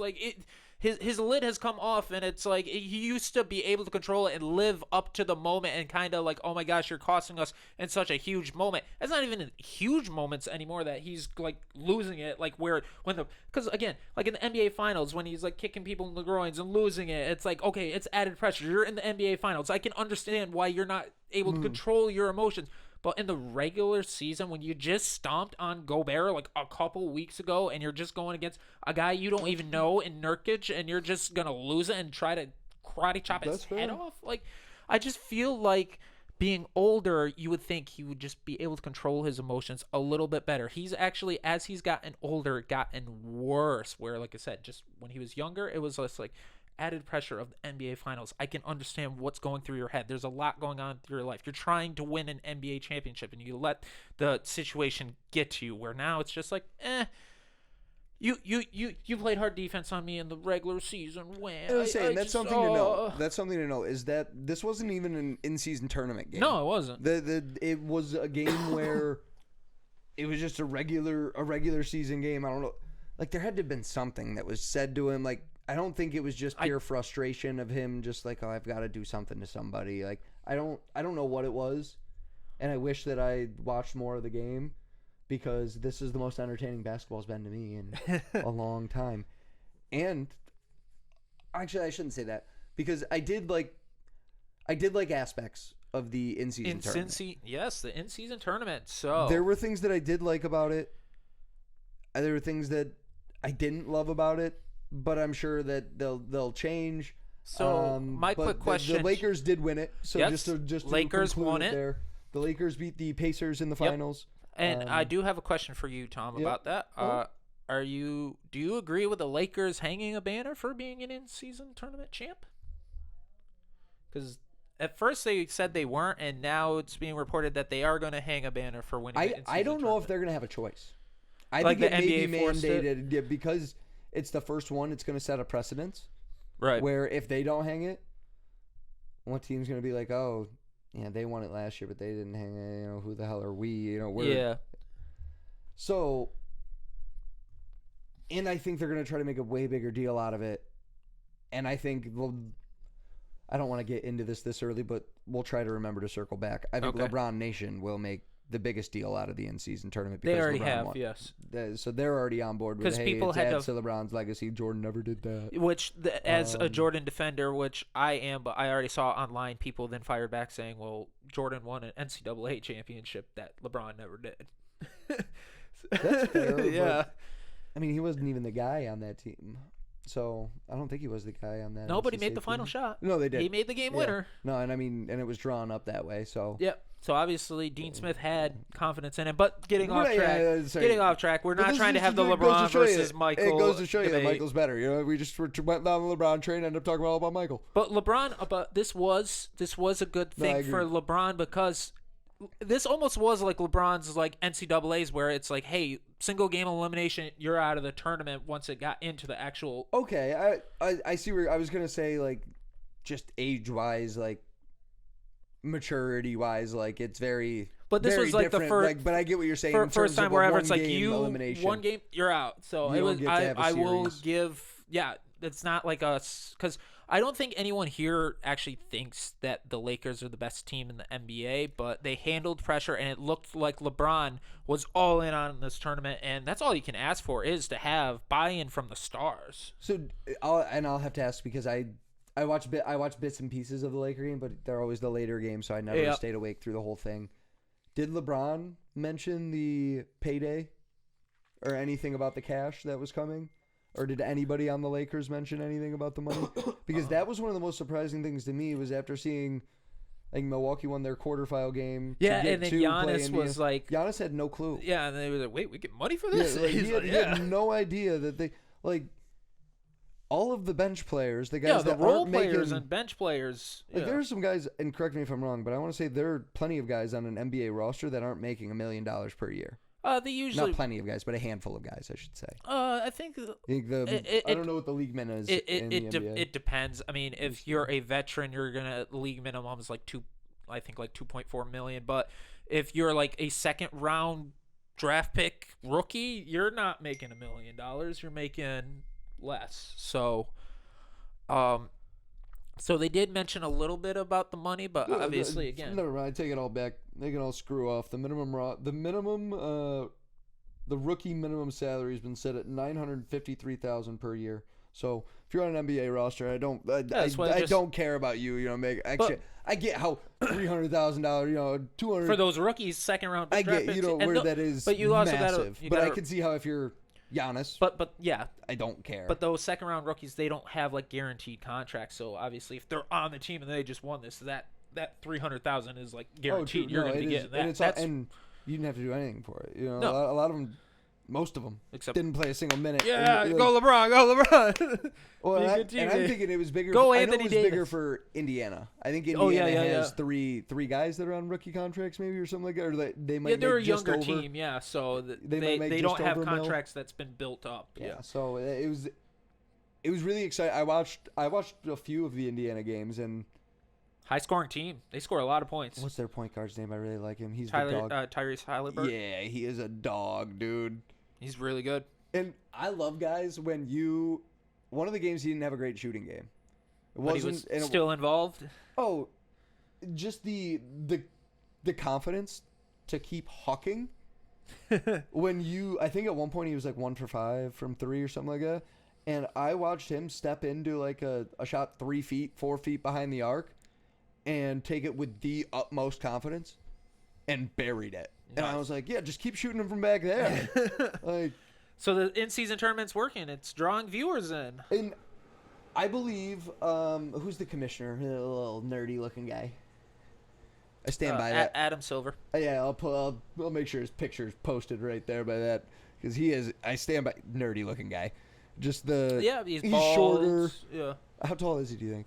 I'm gonna look that one Oh up. no. Because I mean, next to NBA guys, he looks really short. But like, I guess if he's 6'4", like I could see him. Yeah, there's. I'm gonna say. I'm gonna stick to my guns and say 6'1". And simply because he's just standing next to obviously super, NBA players are tall. 6'3". I was So close. I got wasn't that bad with too. 6'4". I was like, Yeah. if he's 6'4", so yeah, he's taller than. Well, because again, he's Okay, standing against All the next to, pictures that like- I see him in make him look like he's like 5'8". Well, yeah, because again, he's standing next to NBA players, and a lot of NBA players are 6'8", 6'9", 7 feet tall, 6'5". He recently went on the Pat McAfee show, which a little odd. Just seemed like an interesting matchup because he seems like a very formal guy. Yeah. Where Roger Goodell, like, he tries to keep it cool. It didn't surprise me when he went on the Pat McAfee show, but still surprised me. But he went on there, and they were talking about the in-season tournament, and I guess they made the decision, and I guess it was brought to the public fairly soon after the decision was officially announced that they were going to do it this coming season. And he said next year they're going to have a much wider variety of courts, he believes. Where this season different was just court like designs? you could, where you saw everybody had that same design. Yeah. It was just kind of the NBA was like, hey, this is what we're going with for all the in-seasons. I'm sure it was somebody at NBA offices that just kind of threw it together. And even some of the color combinations, I was like, I don't know if this works like for when it this was team. super dark blue or super dark red, and you're just like, well, I love those memes of like, what's going on? It's the in-season tournament, baby. Well, it's just like some of the teams I felt like had colors that didn't really fit with what they were wearing for that jersey color rush that night. It was like, it's your court, like. Let's get on try the same to have home court advantage. Well, or not even that necessarily, because I get that you're not going to have a different court that you're going to have, all saying you don't want to wear the same color. Their special unis. Were they the same unis, or do they have a couple different ones? I think it was the same one that I saw. They were the same. But I think they're going to expand on that stuff, where you're going to see a multitude of different varieties. So their NBA is going to make this a huge deal. And he said that there would be parameters that would be set. So like you're probably not allowed to match you're probably not allowed to go digital camo court with digital camo jerseys. Like I'm sure there will be. Come on. Because the NCAA banned Ohio from doing that with their gray turf, I believe. I don't think they're allowed to go full grays anymore on the gray turf. But, dude, imagine the steals that, what's his name from the Pelicans would have if you let him go, like, digi-camo on digi-camo. Alejandro. That's his name. Yeah, the guy that just hides, like, as far in the corner as he can out of sight. And, dude, put him in camo. You'll never see him. I'm telling you, he's a double-double every night between assists and steals. Steal, pass. Easy. Steal, if he can find a way to put 5 buckets in, triple-double nightly. Guaranteed. In digi-camo on a digi-camo court, you heard it here first. Nice. Pelicans, if you're listening and you need an ideas guy, I'm probably available, But yeah, no, those were the main 2 basketball that we wanted to hit on. And that really brings us to really our last 2 areas, I guess I'll put it. Yes. With and we're not big on covering baseball. No, but we are big on sports. So much going on, and it really is the money that's driving this conversation. Absolutely. With the record-breaking deal that Shohei Ohtani just signed, and for all sports. He's the highest paid athlete in. I'll let Joe break down the numbers of it here, where Joe has the seasons and the. I can't break it down fully because it's just insane. You just say the years and the seasons. So the amount of money he is making as he leaves. Here I am, 101 with you. All right, look into my eyes. Jesus, all right, don't. Souls have been what do you see? Souls have been lost that way. So Shohei Ohtani has the highest contract across all sports. He is making $700 million for 10 years. That's an annual salary of $70 million per season. However, he made it so that he's getting paid all the way up till like 2040, I believe it was, because he's kind of stretching his contract out to help the Dodgers have a lower, basically, salary hit and other sports, because obviously there really isn't a salary in baseball, but basically to make it so he's only like being paid. He's almost doing like a Deshaun Watson where no, don't even try to swing this to another sport. I've got the name, and the name is Bobby Bonilla is what this is. This is the next Bobby Bonilla day, because you said what was the year that they're paying him until? Like 2040. 2040. So years and Bobby years. Gets paid 3 years after that. Years. I thought Bobby's was coming up to an end here in 2030s or something like that. whatever it is that, because I thought Shohei, or that might have been a report before they realized that he stretched it. Now that I think about it, because when does Bobby's end? That's right. I'm looking that up right now. Because I think people were going crazy saying Bobby was still going to be paid even after Shohei, but that might have been before they realized that Shohei was stretching his contract out. And the only reason he's paid until 2035 though, so he's still got another. The only reason way too many years here. Only reason I was years? mentioning Deshaun Watson is because last year Deshaun Watson, because he knew he was going to get suspended, they basically only made it so he was being paid like $2 million, and then they put everything at the back end. Where again, like Shohei, like this coming year is only like being paid like $2 million. I'm wondering if there's interest attached with that. I think there is. Yes. What interest rate did he get? Interest rates are through the moon right now. So because he's doing a lot of deferrals. He's like deferring. It's insane. Yeah. Well, that's where because. I mean, $2 million a year, $2 million 10 years from now. Like we saw this past year. You know, money's not going as far at the grocery store, so that $2 million could be a great deal for the Mets if they didn't have anything attached. But you mean Dodgers? Yeah, the Dodgers. That's where Bobby's stuck in my head. Bobby's still the GOAT. Bobby's still the GOAT. But this is a similar situation where we see that. But I mean, I can see where you're coming from if you're Shohei. If you're Shohei, do you need the money? $700 million, yeah. No, I'm saying the right now. Do you need everything up front? Like I think he did get a signing bonus still.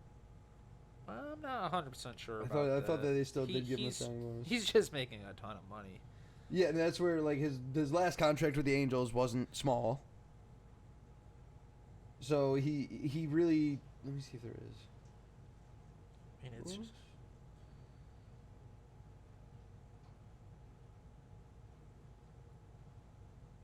No, I'm not seeing anything but a bonus tip. Yeah, I didn't think I saw one. But Ohtani has opted to defer over 97% of his annual salary. That's wild. So over this 10-year period, he's only getting like 3% of his salary, and then afterwards he's getting all that money. Well, and that's the one side of it there is looking at the stretching it out and him. I really think it is going to be the next Bobby Bonilla where I could see them even extending it further. You know, where at the end of this 9 years, if Shohei's still healthy, still wanting to play. Hey, and guess what? Ironically, we also have breaking news here about Shohei Ohtani. His contract actually has an opt-out clause if the Dodgers owner or president of baseball operations leave their current roles. So he can even opt out of this contract if one of those two leave or just get fired or change roles in the organization. I think that's a sick deal for those people because it's like, what are you going to do, fire me? Yeah. You're going to fire me because then you open the door to Shohei leaving. But what's guaranteed? So if he was to do that, that's where I wish I was a lawyer and like could read more into this. Like, if that were to happen, how much of the cash is guaranteed? Like, say year 4, one of the two of those people leaves, retires, resigns, dies. I don't know. And he's like, all right, door's open. I'm going to walk through it. And he didn't fulfill that whole, 9 years?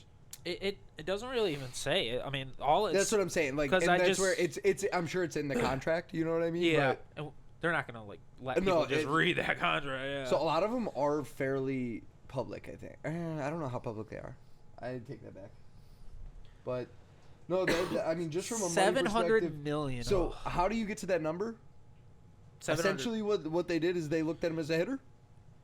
And they said, okay, yeah, you're a top 5 hitter. We're going to pay you $35 million. We're going to pay you slightly below what Aaron Judge is getting paid for a hitter. Yep. And then we're going to evaluate you as a pitcher. And look at Garrett Cole's contract. And you're easily a top 5 pitcher. Here's another $35 million. To get you a grand total of $70 million a year. That is really kind of how you get to where they got to, and I'm sure that they look down on him on the hitting because he doesn't hit as frequently as a day-to-day hitter. Well, he will be this year, though. This year he will be, but that's what I'm saying. Money-wise, I think that's how you're looking at it is, okay, hey, that's how you can justify it. You know, okay, he is a really good hitter, but he doesn't hit all the time because he's got to take days off because he's pitching. Yeah. So he's pitching just as much as a normal pitcher, so I'll give him regular pay for that. And then I guess we'll, call him still a well above average hitter and pay him So I think you're getting paid fat as a pitcher and not as fat as a hitter, and that's how you arrive to the amount that they got to. But the deferment really makes it so that way they can build around him, and it's a great move from Ohtani's perspective because they still got cash. It's just crazy. Oh, yeah, no, he's 95 RBIs, 1 MVP. Maybe I got that flip-flop. So, yeah, better as a hitter. No, because I don't think you're getting as many AB. I don't know how you justify it. I mean, because I think you're getting a full hitter. It's just crazy. Or a full pitcher. You know, like he's not missing any starts because he's playing the field. But he will miss some at-bats potentially because he needs to take a day off after his start. I mean, and that's where I don't recall enough about how they used him and rested him. And it's a whole different beast. Like, it's an unknown. This is different. We haven't seen this since...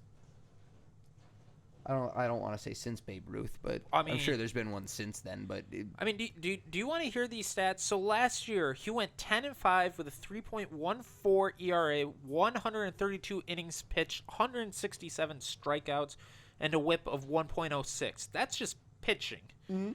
Then you go to batting.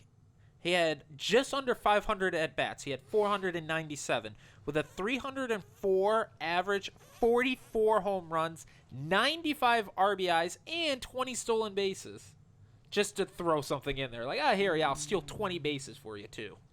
And it had an on-base percentage, an OPS, of 1.066. That is just... Hold on, go to the at-bats. The at-bats? Yeah, that's what... Because that's where... I feel like that's a lot of at-bats, but... So that's 497.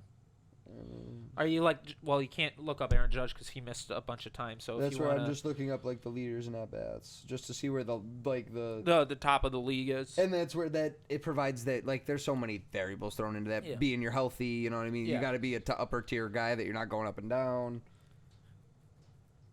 Yeah, you can't really do Mike Trout. He missed time, so you could just look up like Anthony Volpe. Well, he played and like then every another game. weird thing. What? A walk is not a plate appearance. So that's another thing is you got to include the walk. Well, but this is so walks don't count as an at bat. When you can go 2 for 3 with a walk, and that's why they say it just like that. Is you had 4 times up to bat, 2 for 3 with a walk because. So for AB at bat. I don't believe it is counted in there because, I mean, think about it. That's how you get to your average is your at bats divided by your hits. Okay, I'm looking up Anthony. Or hits, yeah, other way around. Hits divided by at bats. That gets you to your batting average. All right, so Anthony Volpe, who I know played like every game for the Yankees, he had 541 at bats. So Shohei only had like 43 less at bats, which is pretty good when, like you said, he's got to take some rest days. Yeah, no, and that's where I just went to Anthony Volpe because I know he played like every game. I'm trying to figure because I know he's had some injury issues, and I know. Well, like I said, he's had Tommy John. It's his own. So, are you afraid for his pitching line because he's not going to pitch at all next year? Not at all. I mean, okay. I mean, because if he's making $70 million and he ends up only becoming like a reliever, it's a gamble. Like no, I don't see it's something that when it's your life, like this is your job now is to make sure you're healing correctly. So I don't know. He's only being paid like $2 million this year. Think about it. When I had mine, I was a college kid. We were a year out of school. Not even it was the winter, so I was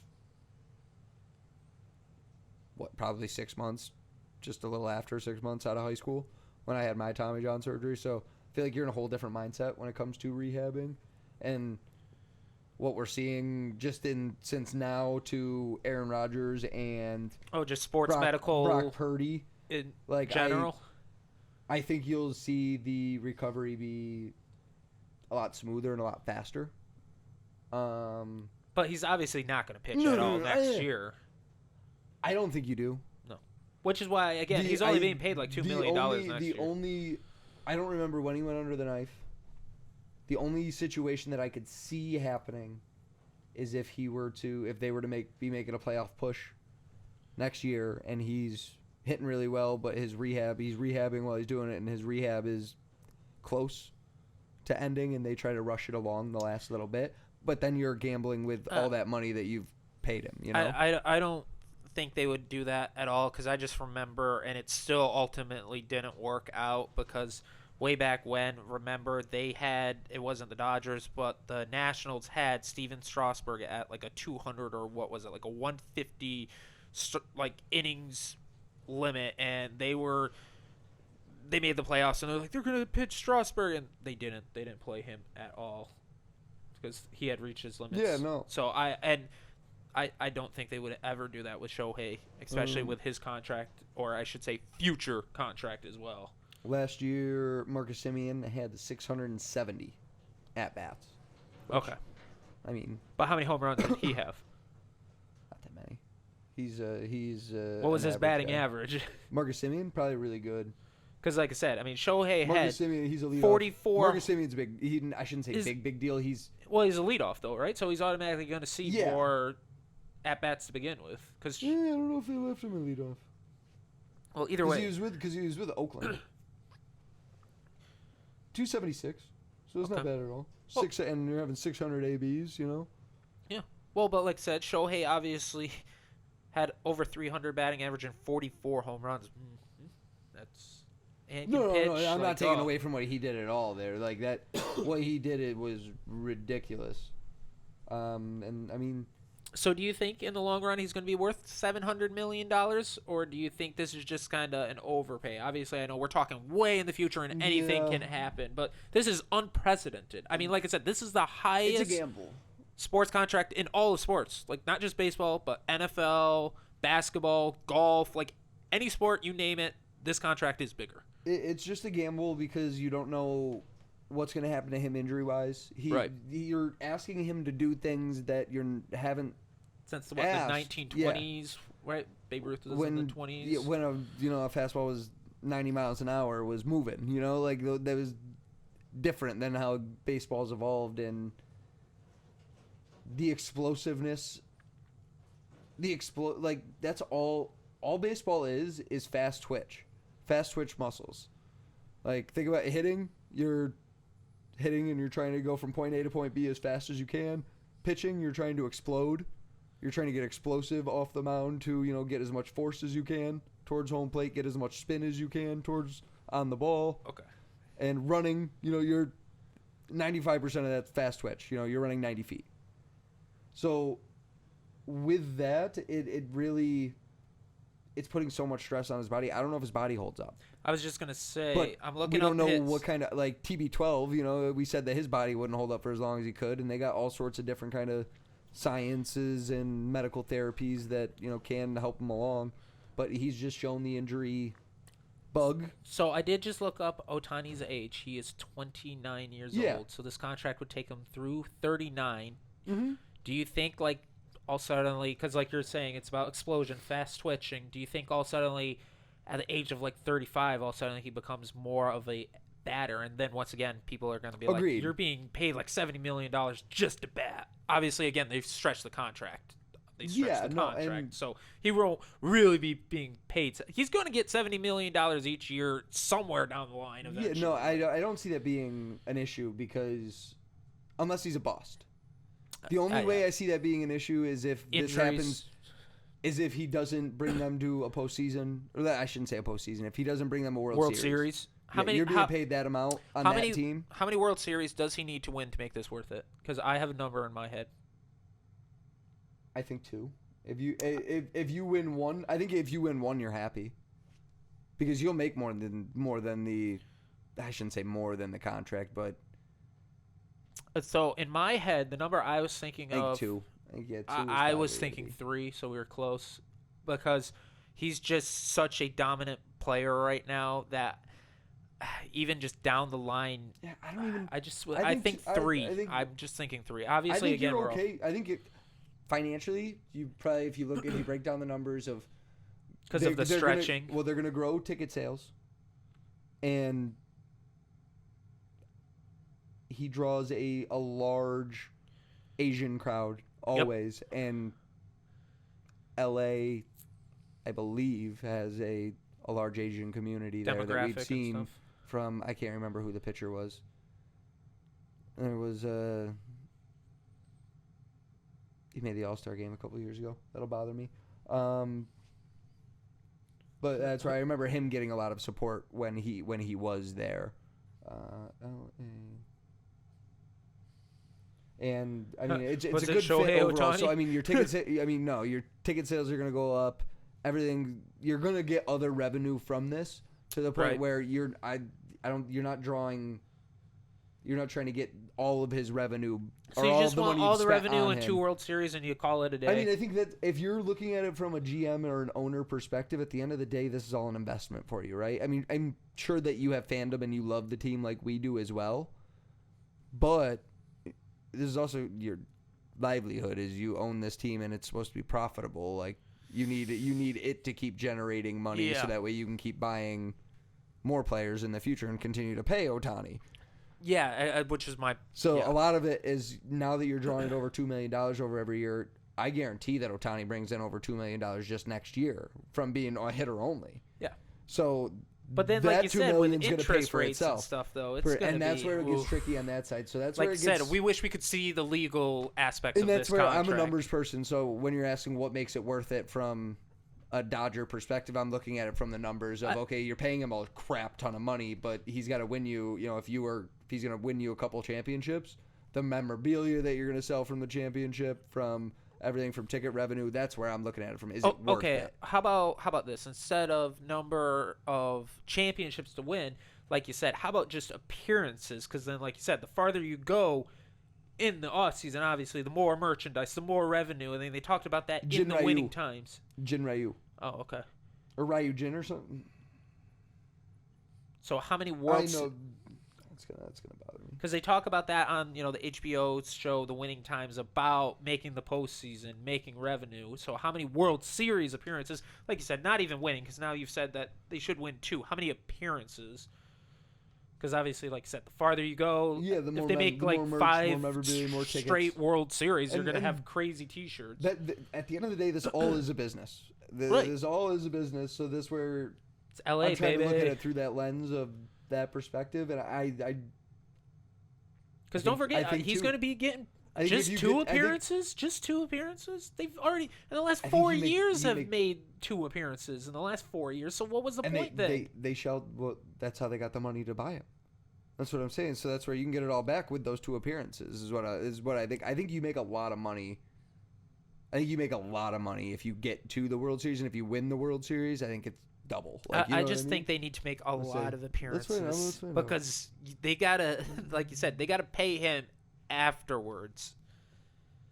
So basically, all of those appearances will make them green for that season. But then down the line, because again, he's stretching the contract down that line when he's no longer on the team, he's gonna have to be paid and. Without Shohei, again, because you're talking about, like 20 years from now, and he's not on the team, and you got to pay him, and you're not going to be making World Series without him. I just feel like you need to make a lot of money right now, so down the line you can pay him. That's right. I got an answer, but I couldn't tell if that was like a bonus because they divided it up amongst the roster, like it would be split. Winning the World Series and stuff. I said, is there actually like how much revenue does a World Series team generate? So I'm gonna see if I can find a legitimate source and the number that they threw out, it seemed right to me, but I don't believe that it would be split amongst the players like that. I guess I'm crazy because I truly believe that winning World Series, I would say 3 and I would say 5 appearances. I mean, for 10 years, I would hope you would make the World Series like every other year, or like 2 in a row, and then have like a couple down years. Like, no, I really think that you've been really spot on with everything that you've said about Shohei and the contract itself, where. Just trying to make it worth it because, like you said, it's a business. Agreed. And that's where I wish I knew more about this beforehand to be able to break down the numbers. Like you said, I wish we could be looking at the contract and stuff because like I said, it's a business. They're going to be in the green if they make the World Series right now because, again, he's only getting paid like $2 million. But like I said, for these next 10 years, his contract's being stretched out. So he's, like I said, 97% of his salary is going to him basically because he'll be 39. I mean, he might, I would assume he's close to retirement when he's 39. So he's not going to be on the Dodgers anymore, and you're going to be paying. Oh, there's so much more involved in this than we thought. Yeah, no, there's a ton involved. No, like even from that, but this is what I'm saying. So, how does the payout get divided within the team? And this is a news source. Oh, you're talking WUSA 9. There's a meeting held at the start of the postseason to determine how many shares each team wants to allocate as a part of an agreement between Major League Baseball and the Players Union. Oh, you're talking about, okay, so when they win the World Series? Yeah, okay. It's a percentage, so postseason-wise. So, okay. The league gives the total in 25 full shares, but the individual teams can choose to divvy that up across more people. So people can get like half shares. Yes. So, yep. Or you could say, hey, this percentage. Aaron Judge is getting 25. All 25. Have 20 of those shares are for the owner. 5 for, I think you can do whatever you want in that. So, for example, 2018 Red Sox chose to divide its $31.7 million across 66 full shares, and they gave pretty much a split away, with a full share ending up walking away at $416,000 there. So and it doesn't say where it got divvied up there, and well, like you said, so the players are getting a cut of that postseason money, but so as a bonus, we're trying to make the team profitable, like we were mentioning. Okay, so so last year's was. Let me see what. Well, just going back to the Reds. $88 million. $88 million went to the team. 88 million, yeah. To like the ownership, the team, as in like the ownership team. I'm trying to say, this doesn't describe what year that was. No, I think that was just like in total what the total pot was. Okay, and then like 66% of that $88 million went to the players, and the remaining like 33 went to the team. Yeah, okay. It doesn't say what their particular breakdown was for that, but I think that was saying that was the largest pot to date. Okay. Well, like I said, it's just crazy to think that Shohei Ohtani's contract, like 97% of it is going to be paid like after, like I said, he's 39. When he turns 39, like 97% of his contracts, like, it's just crazy. It's just crazy. That's why I'm saying, like, they need to make money now, so when he's no longer on the team and they're not having World Series appearances, they're gonna get some, able to pay him. I'm right with you there. 100%. Obviously, it's Los Angeles. It's the Dodgers. They have lots of money. They've always had money. They're like the Yankees. Yankees, Red Sox, Mets, Dodgers. They all 4 of those teams always have lots of money to spend.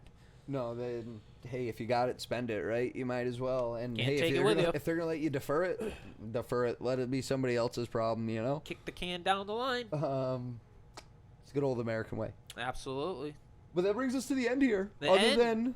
We've got our final topic. Yes. And we're gonna circle it back to football. We talked a little bit about this gentleman before. Yep. But I want to give the would you rather of the week here. Just being the two of us. Just the two. Would you rather? And actually, it was you that came up with the would you rather. So do you want to ask me the would you rather for the week? But this is your. No, it is ours. It is the show. I thought it was the show. Tom's would you rather. No, absolutely not. No, we're still working on Tom's Tales. Coming to you soon in the future, but we just haven't gotten around to it yet. So this is just a weekly thing I want us all to be a part of here and us all to collaborate on. Got it. So you came up with this week. I did come up with it. I'll let you give it, and I do have a rebuttal one because I want to replace a guy and swap in another guy and ask you the question. So just one second. So I don't want to get sued and say that this was my idea because I actually at the end of the show, first things first, they mentioned this, which is where I got the idea from, but they didn't. Well, heck 'em. They didn't really actually go into it because they kind of were just laughing at each other and they went off air. They're just not as good as what they do as what we do here. So if you watch First Things First, you already know this question. So, Tom, would you rather have Tommy DeVito or Zach Wilson as your quarterback? Like if the Jets decided like, hey, we will give you Zach Wilson for Tommy DeVito, you accepting that trade? I think no. But it's as close. the Giants. But it's really, really close. Where But Zach Wilson's actually played really well last week. He always, every year he has his moments of looking like you see glimmers of what he could be, and I think he reaches outside of the box, like I said earlier about Tommy, where he plays very well, confined and confident in what he is capable of. You don't see him trying to be Superman too often and try to do too much, whereas Zach, I think, feels the need on that team to be. So you would keep Tommy DeVito? Is that what I'm hearing? I think I've got more potential with DeVito. Okay. In terms of being a system quarterback, if this is what your backup can give you, if he can be a career backup, I don't think that many other teams, or I don't think any other team right now is going out of their way to pick up Tommy DeVito. Say Daniel Jones comes back and is electric and the offense never looked better, and say DeVito in a random world gets cut. I'm sure a team grabs him and puts him on a practice squad or makes him a backup for their team. Where you don't see that with Zach Wilson? I think you see that, but I think you know what you're getting more. Where you can expect a little bit more maybe, or a little more growth out of Tommy DeVito just because he is a little bit younger. You haven't seen as much from him. Where you've seen a lot of Zach already, and I think he needs a mentor. And he needs it now because he's starting to get to that age where it looks like backup may be his future destination, unless he wants to play like he kept doing last week. But Aaron's been huge for him, and I think we have seen a little bit of growth this year, just not as much as I thought we would see with Aaron actually mentoring him. So, if you were to ask me, I would take Zach Wilson over Tommy DeVito because exactly what you said. No chicken colors for you. I would not view Zach Wilson as my starter. I would be hoping that Zach Wilson would be my backup. No, I think you're looking at two backup quarterbacks there right now. And I still, if you want a playoff caliber team. And I still feel like I would, again, because you kind of were looking at the age as a negative. I kind of view it more as a positive because I'm a guy that likes to have experience with. All of a sudden, my quarterback goes down. I will have Zach Wilson, who has a little bit more experience, and I think a lot of the times. We can all agree here, and it's just a fact because Aaron Rodgers got injured. The Jets' offensive line is just awful. And I think now Zach has finally realized, like, hey, it's just up to me. I don't care. I'm going to sling the ball. I mean, again, if he's just a backup and you're a team that has a decent offensive line with the experience he has, I think he is a solid backup where, like you said, Tommy DeVito, he's younger. But you already even said it earlier. You had the Giants are like trying to tailor-made the offense to him. Where Zach, they probably are like still somewhat trying to run the exact same offense as if like Aaron Rodgers was there, which is why I think early on he was struggling because he's not Aaron Rodgers. He's Zach Wilson. He's supposed to be the backup, which is why I feel like no matter who was back there, if it was Aaron Rodgers or Zach Wilson, there was going to be some issues because of that offensive line. So if I'm viewing them both as backups and I have a good offensive line, I'm going to take Zach Wilson because he has more experience. That's fair. I don't think you can argue against that right now. But if Tommy DeVito all of a sudden next year is like the best in the league, somehow I'm going to be like, oh, no, wow. I don't see that. I have seen a lot of people saying that Tommy should get a shot next year during camp, that it shouldn't just come in and be a Daniel Jones' job. And the real issue comes down to money with that is, hey, how are you going to be paying one guy that much money to be sitting on the bench, and he probably isn't going to be too happy about it. He probably isn't going to help him around. We did see that way back when with Seattle, Russell Wilson versus Matt Flynn.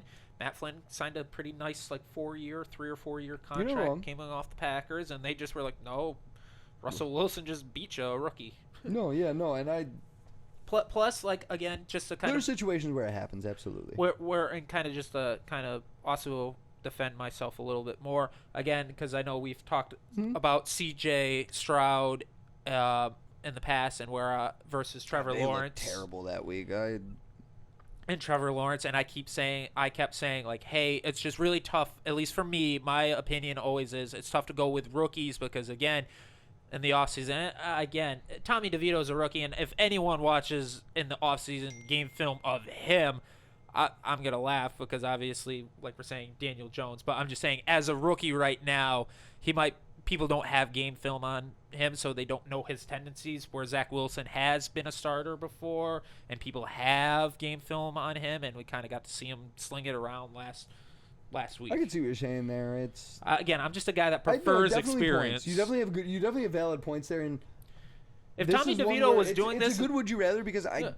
it's an opposite one where we did the Kelsey's one where I don't think there was a bad choice right in that, but what was the one that we did? We did the CJ Stroud, CJ Stroud. Which again, I was in the middle because I said I would take Stroud for the remainder of the year, but Lawrence. Well, and that's really what I like about these because I don't think there is a wrong answer. Right. I see your point completely. Like there. you said, these are both backups. Yes. We're not going to look back in 5 years. I mean, we could.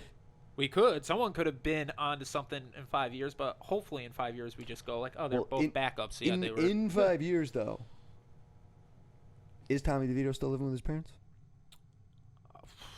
Who knows? I mean, still playing in New York. Why wouldn't you? He would be my age. I still live with my parents. Respect. But I'm also saying you're not an NFL quarterback starter. You didn't beat the Packers, on Monday night. Yes. Like, could you how wild is that? Just hey, I saw my parents on the big screen like 8 times while I got done beating the Packers. I'm gonna get changed. I'm gonna hit the showers, get changed, and I'm pretty sure Mom saved me a couple cutlets from the tailgate. Did you see it? It was the DeVito family that were tailgating. It was Tommy's cousin. Oh, geez. That was loading up chicken cutlets. Like they had like 300 cutlets. No wonder you said no cutlets for me. Yeah, dude, it's Tommy Cutlets. What do you mean? What do you mean? It's Tommy Cutlets. Get out of here with that. But no, I think that is a really good comparison, and I appreciate you bringing that one up. And when you brought it up, I said yes, let's do it. Yeah, but then you had another friend. Yes, I would love to hear this. Had asked me. And it was jokingly before the Packer game. I think he asked me not Dak Prescott. He asked me Cam Newton or Tommy DeVito, and I said I'll take Tommy. I don't need the circus, and I stand by that. Oh, absolutely, yeah. And then I said, yeah. Is there as a matter of fact, better one than that? I would rather have Joe Flacco over.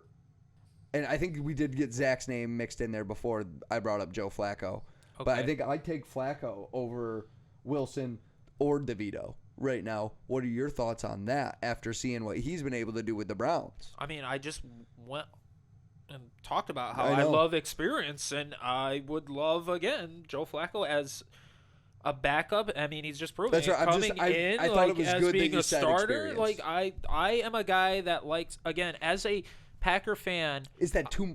That's my question to you. Is I guess once you said experience, I was like, oh, this is perfect because this was the person that I told you earlier.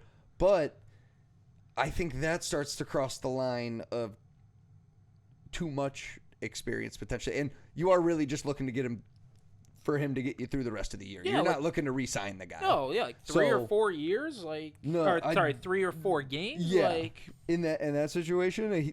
He looks pretty damn good. Yeah. He looks pretty damn good in a brown uniform. And again, I just really like experience because through my lifetime, I watched Aaron Rodgers get hurt a few times, and we bring Thompson Robinson was their other backup. Yeah, he's DTR, I like DTR. I think he could be good in a handful of years. I think you'll have to see him go through the same progression as quarterback for the Commanders. Sam Howell? Yeah, where it took him 4 years to, stick around as a starter, and I don't even know if he'll stick around even though he had a decent year, but potential there. I do think that Flacco is just better right now. Anytime you can have 100%. A backup who has started an NFL game, and not just one random game, but has actually started like 8 consecutive games in a row as your backup, that is great. Because like I keep trying to get through is Aaron Rodgers got injured a couple times in my life, and we would bring in like a rookie quarterback, or a failed quarterback like a Deshaun Kaiser. Remember him? Yeah. Used to be on the Browns. Yeah, backers were like, oh, or how about Vince Young? We had Vince Young at one point. So we had failed quarterbacks. Don't be dragging Vince Young's name through the mud here. We had failed quarterbacks. A great Texas quarterback. He's a great college quarterback. Yes. So we had failed NFL quarterbacks on our rosters where I just love him because he beat USC. Joe Flacco has won playoff games, has experience, and I know some of you probably probably Super Bowl games. Yeah, it was Super Bowl games. But I know some people are probably saying, well, Zach Wilson has never won a Agreed. No, playoff game, but he has experience. That's where you're going on the. You would go given those Flacco, Wilson, DeVito is how you would do it, and I would go Flacco, DeVito Wilson, and that's where I think those last two are a lot questionable. But then Flacco is just the only arguments that you could come up with for not taking Flacco is mobility.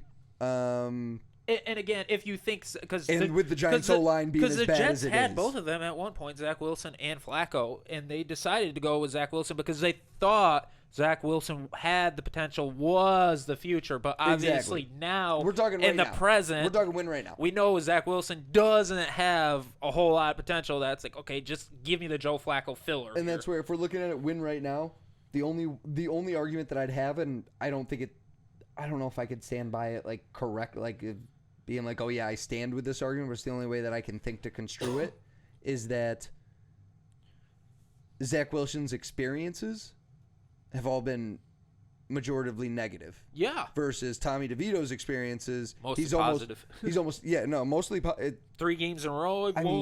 I got the city behind me. They love me. Where Zach Wilson, the city hates me. Exactly, and it's the same city. Yeah. And so it's just 2 different teams, same city, 2 different teams. It's the flip side of that experience where it's like, oh, I'll take the young and ignorant kid that thinks he's Hercules versus the kid that's and I'm scared. taking the guy that's the kid that had to think about being a starting quarterback in the NFL again when offered the job. Like, do I? Okay, I got if no one else is gonna do it, guys. I guess I'm taking the guy that's starter. like, it can't get any much worse. So do you have an offensive line for me? Because if not, oh well, I can't get any worse. I already have the worst offensive line. That's fair, but no, I do think that there are some. That was a good would you rather to bring up today, and I think it's. If you would have told me that we would have been debating those 3 names 4 weeks ago, 2 weeks ago, 3 weeks ago, like I still would have. I mean, Flacco even as a backup. Was he a backup or was he retired before the Browns got him? He was. Well, he wasn't on the Browns. Yeah, but he was just like I think like a free agent. You just non-signed, wasn't officially retired. Yeah. Same. So he not was as cool as that other guy that got called off of his couch after being retired when he was coaching high school football for the Eagles that started the playoff game. Oh, McCown. Was it McCown? Yeah, Josh McCown. Yeah, I think that's it. Played for everybody. There's a couple other guys like that. Oh yeah. I mean, hey, shit happens. What's his name? I'm not editing He was such a good safety, and the Rams called him. And Whittle. Weddle? Yeah, remember? Yes. Oh my goodness, LA just called him and he's like, "Yeah, I played a lot of basketball. I'm in shape." In retirement, I've been playing at the YMCA. He looked great. And he just won a championship and just, okay, I'm retiring again. Respect. Another Super Bowl win. But there are certain players though, like I don't know, what about like these quasi? So like another person who's not retired is like Matt Ryan, but I feel like Joe Flacco because he's still been involved, even though he. Like, I just feel like because Matt Ryan's like a commentator and where Flacco isn't, he's really been still being able to focus. I think it's differences in what you're looking for. When Flacco won that Super Bowl. Because they were drafted in the same class. They were in the same class. Yeah, I know. And that's where I'm saying that age-wise there and speed-wise, honestly, all of it, attributes, very similar, I feel like. Except for with one. Agreed. Yeah, the Super Bowl. Yeah. No. I'm talking about. I thought we were talking about physical attributes. At this time, there's still one thing that Flacco has that Matt debatably never. An active career. A strong arm. Flacco can still throw that ball down the field, where Matt Ryan, once Julio Jones left, couldn't throw the ball down the field at all. Yeah, it wasn't pretty, but that's where I don't. Flacco looked okay throwing it. The spiral looked really good. Like he looked very smooth. He always looked smooth doing what he was doing, but. I think that's just the way of saying, yeah, your form's good and you don't do it fast with Flacco. You know what I mean? Like, everything that he did, it was always described as smooth because it wasn't fast, but it was fundamentally correct. So when given the time, like he had with Baltimore, and being able to just hand the ball, not just hand the ball off, but having a thug like Ray Rice as your running back, made it. I don't know. Was he on the team or did they? Yeah, Ray Rice. Was he on the Super Bowl team? I know he was there with him. Priest Holmes, I know he would have been well gone. I'm going to roll with They wouldn't have overlapped. They would not have overlapped. I'm gonna go with Ray Rice. Yeah, no, but so I mean, they always had a strong run game, and the pass was more of the changeup. It's really easy. I'll just Google if Ray Rice has a Super Bowl win. Fun, but like that's what I'm saying. Flacco is and always has been a system quarterback. You know, where you're not looking for him to win you the game. You're not looking for him to lose you the game. Yes, they were on the same team. Ray Rice has a Super Bowl. So yeah, and young Ray Rice was sick. So that is where I'm saying. And if you're the Browns, it makes sense to be like, oh hey, we look really similar to that Ravens team of the past. I'm just saying to this day that Flacco still has a strong arm. Versus, agreed. I mean, versus what we were seeing at the end, a stronger arm. I would agree. I couldn't say that Flacco has a strong arm. You know, like compared to Matt Ryan, like that, because that's who I was kind of talking about. Because they're the same. Agreed. They're the same age. They were in the same draft class. They both have been in Super Bowls. Obviously, one won one, and the other one didn't, and has memes to the death of him now, and is now a commentator. Yeah. But it's not retired. Yeah. So, but yeah, respect to Joe Flacco. Crushed it again with another little bit of, not too far extended. This is pretty par for us here. A little hour and a half plus. Just short of 2, I think, is what we're running up on. But I think we covered a lot of good bases. I think we had a lot of good conversations. Had some areas where we didn't necessarily agree, but right. You know, without Mikey, I think we're able to talk through our points a lot better. Yeah. You know, do we need Mikey? We may have to do a secret film session. Dude, this will be our test here. This is at the end of the pod. He'll never know. Absolutely. See what kind of views we get. Secret test session. You know, just you and I. Another session next week. You know, just boot Mikey out of this situation.